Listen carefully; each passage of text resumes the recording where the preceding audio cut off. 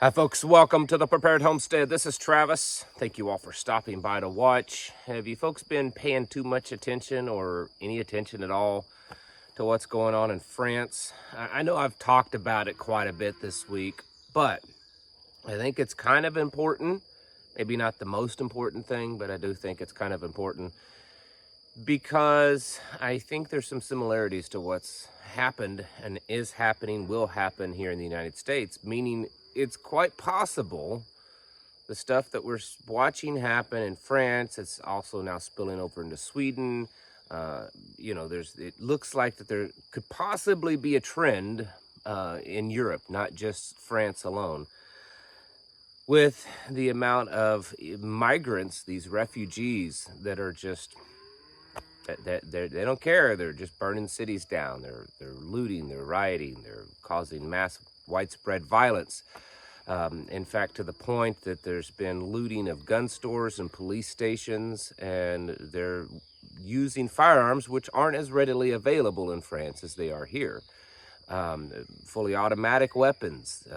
There's videos of them perched on top of buildings, snipers, nests and stuff like that. So I think it's worthy for us to take notice because, again, it makes you wonder, is there some kind of big master plan for this to happen, or is there plan to cause, was their plan originally to throw all of these third world migrants into the Western world only for them to cause eventually all of this chaos and havoc? This is something I've been warning about for a while with the millions of illegals that are being allowed to pour across our own border.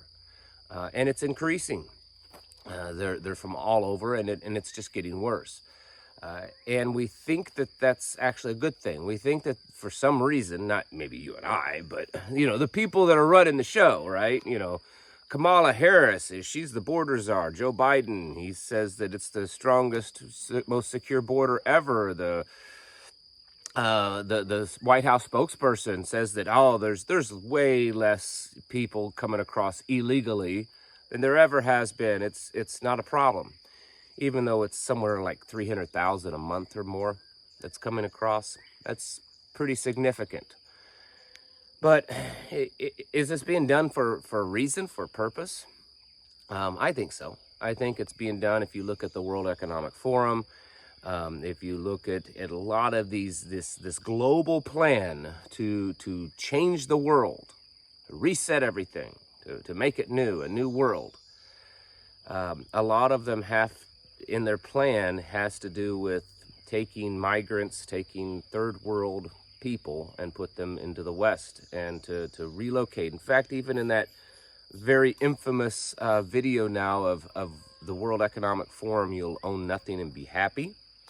In there, it talks about, in that video towards the end, something like 1 billion people will be displaced from third world countries, and that the West, that the modern world should be prepared to accept them.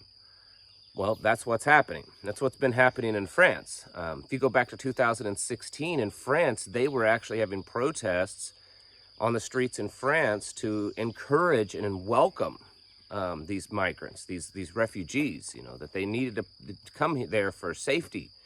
And then now, of course, they're burning cities to the ground and looting and just causing widespread chaos. Are we that far away here in the United States from that? Is that going to happen? I mean, if you do the best you can when it comes to research on the people that are coming across our border versus the people that were, being shipped into France, trying to compare the type of people, the sentiment, honestly, there's not a whole lot of difference. Yes, it seems the majority of the people that were coming into France was African, and the majority of the people coming to the United States are South American, but there's definitely a lot of African migrants coming into America. There's also Chinese and Russian and many other Middle Eastern countries. But I'm talking about kind of the sentiment. I've watched numerous videos of these people being interviewed as they come across the border, and they just don't come across as the type that just, they want to come here because they love America, and they want this opportunity to do great things. I watched an interview yesterday with an imam, Islamic imam. I don't remember who the guy was. I don't know if he was anything important at all. He sounded very well educated, Western educated. But what was interesting about what he was saying is that he was very critical of Europe, but not for the reasons you might think. He was critical of Europe because Europe was accepting all of these Islamic refugees. He said, and I'm only quoting him, so please, I'm not putting down anyone. I'm quoting him. He said that Europe was accepting the garbage of Africa and Middle East. He said these people that are coming, he said they're what we would consider the garbage. He said they refuse to work, they're lazy, they're uneducated. He said many of them have, tendencies to lean towards the violent terrorist, extreme types of Islam. He said they're the people that we don't want. He said we don't want in Islam. We don't want these people in our Muslim countries. He said, but Europe thinks that they're going to be politically correct and that they're going to look good to the world, by accepting these people, that they're trying to save them. He says that they're not really trying to save anyone. He says they're just looking good for themselves. He said, and it's going to end in destruction. It's going to end in a disaster because they're taking people that they're only going to cause problems. He says this is the class, the type of people that Europe is accepting. There was another one. He was a foreign minister, I think, of the UAE or one of those countries there down in the Arabian Peninsula. And he said pretty much the same thing. He was saying that Europe was trying to be politically correct by taking all these people. He said they don't even understand what they're doing and the type of people that they're getting. He said it's disastrous. It's a disastrous combination. So even, and the majority of the people going into Europe causing these problems are Islamic, but even leadership in the, Islam communities is saying, this is crazy. You're only going to make things worse. I wonder how much of the same could be said for the United States. The United States is accepted and to the point now that they're busing in. One of my listeners the other day, although it couldn't be confirmed, was in North Texas and saw several charter buses, just, bus after bus after bus, appearing possibly to be, trafficking, shipping illegals all over the country wherever they were going. It is an absolute epidemic. Now, all I've said is to basically say this. I mean, how close are we to something like what's happening in France happening here? And I said this, I think it was yesterday. We just 3 years ago had the BLM riots, cost, billions of dollars. Nothing was ever done of it. Hardly anyone was ever prosecuted for it at all. There's still many cities they still haven't recuperated. I mean, how can you? Some of the damage that was quite catastrophic. Whole communities were damaged because of this. And if we are on the verge of something like that happening in the United States, over in Europe, in France, it started because a police shot a 17-year-old guy. I don't even know the exact details of that. It almost doesn't even matter because whether or not it's kind of like the George Floyd riots, but that caused the BLM stuff.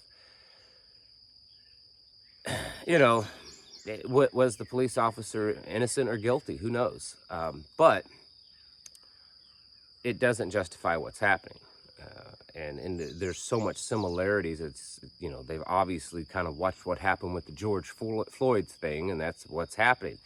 But will that also happen here in America again with the migrants? Will we see an uprising of all of the illegals that's poured into this country? I think it's very possible. I'm not saying it's definitely going to happen. I think it's very possible. And I think that we have to prepare for that. And here's the problem. Here's the thing. there's been so many millions come across the border in the last few years.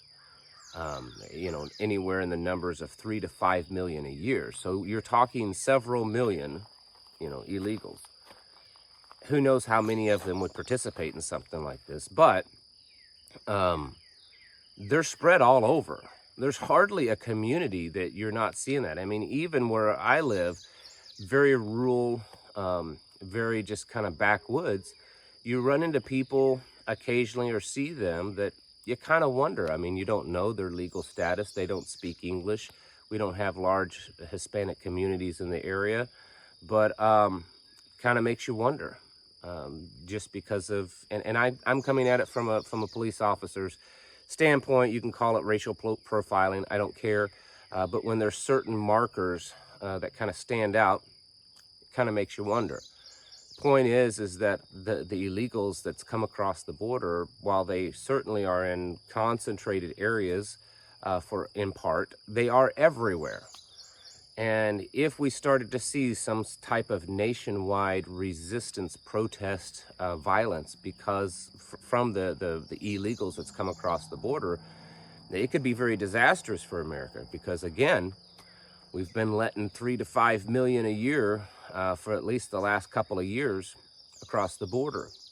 And if you had that many number, even a portion of that many, doing the things that's happening in France right now, it could be a really bad thing for us. So my advice is to do what you're supposed to do anyways, is to get ready for that, is to prepare for that.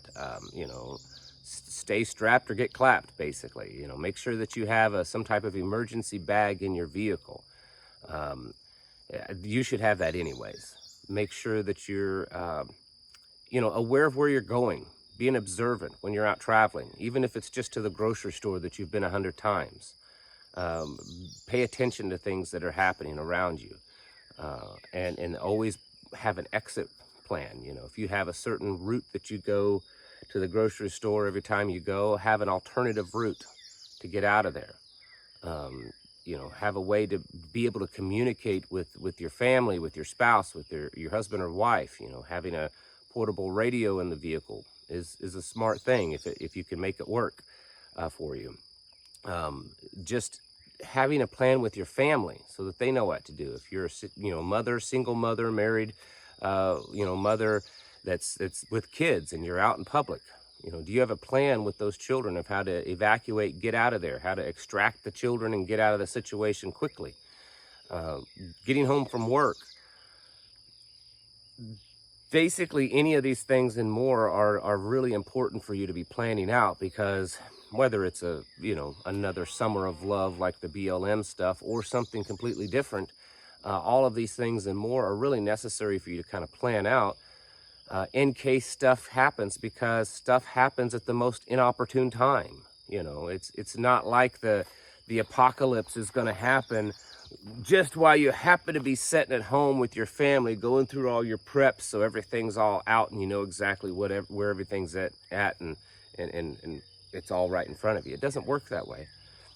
It's most likely going to happen at the most inopportune time. You're away from the home, you're busy, you're focused on something else, and then danger just jumps out in front of you. And so that's part of being prepared, is just being ready at that moment. Okay, doesn't mean you're constantly got your war face on at all moments, but that you have something on you, even if it's a small pouch along with your EDC to kind of help you get out of an area. You got some survival tools, medical tools, concealed carry, a small radio, things like that you carry on you so that you can get out and get out safely and kind of move. Have a plan. We need to be doing this because stuff that's happening in Europe, especially France, could most certainly start happening here. We've already seen it happen here 3 years ago. And so the very likelihood of it happening again, I think, is really high. I think, in fact, that's probably a priority or a thing that they want to do. Think about it. Leading up into the next election, if we had widespread riots and stuff, you could, especially something at the level of what we're seeing in France, you could certainly, it could certainly be a possibility for the president to declare martial law, maybe even suspend the elections. There's a lot of possibilities and a lot of scenarios. We can't know them all. We can't know which one's going to happen, but we know that things are happening, and you should take, should act accordingly for that, and take precautions and prepare yourselves, folks, because that's what we should be doing, is preparing ourselves mentally, physically, and spiritually. Thank you for watching, and I'll catch you in the next video.